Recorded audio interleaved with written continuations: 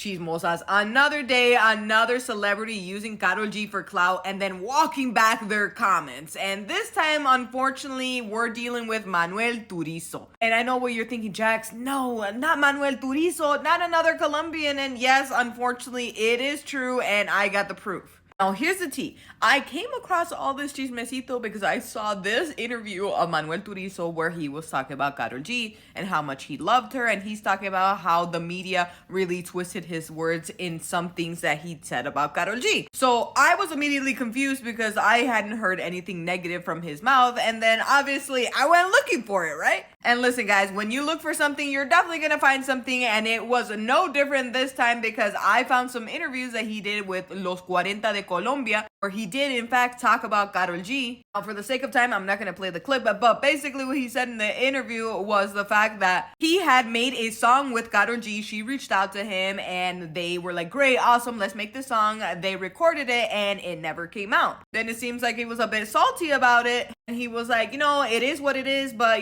sometimes when people get famous, they just forget who they are. And then he goes on to emphasize the fact that him and Karol G were never really friends, so it's not that big of a deal. The shade. Now, flash forward 3 Doritos después, you see this interview where Manuel Turizo is being asked about Karol G, and he's quickly backtracking. He's like, oh, you know what? I think people just took that out of context. But don't take my word for it. Let me show you the clip where he's saying all this. Listen.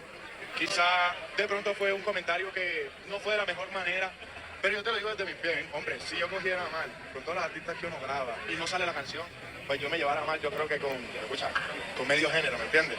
Entonces, quizá a veces los mismos medios también, por desconocimiento de la situación, que no está mal, es normal, tergiversan y malversan las cosas que tú dices, ¿cierto?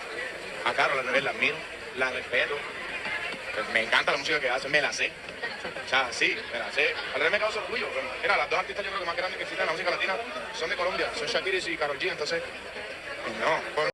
Let's get into the translation because he's saying like maybe that comment wasn't made in the best way, referring to the comment where he alluded that Karol G got famous and basically forgot who she was. But then he goes on to say, I tell you as a man, if I was gonna go ahead and have beef with everybody that I recorded a song with and it didn't come out, I would have beef with half of the people in the industry. And then he goes on to blame the media and says, and I think the problem is that the media takes your words and they twist them, and maybe because they don't have all the context, they make a bigger deal out of them than they are. But I love Karol G. I admire her. I respect her. I love the music she makes. I know all of her songs. Fan.